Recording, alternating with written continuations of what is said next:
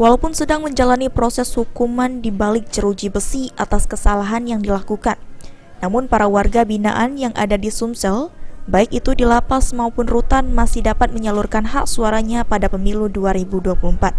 Berdasarkan pendataan yang telah dilakukan, dari 20.000 jumlah warga binaan di Sumsel, total yang terdaftar dalam DPT pemilu 2024 sebanyak 11.958. Dengan rincian 10.000 lebih warga binaan pria dan sisanya warga binaan perempuan. Namun demikian, menurut Kepala Divisi Permasyarakatan Kanwil Kemenkumham Sumsel, jumlah DPT warga binaan pada pemilu kali ini alami penurunan.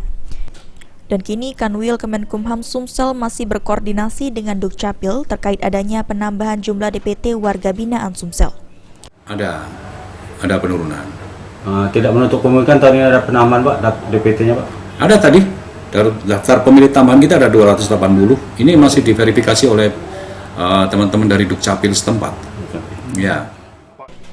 Dengan jumlah DPT warga binaan Sumsel sebanyak 11.958, maka TPS yang didirikan oleh KPU di lapas dan rutan Sumsel sebanyak 54.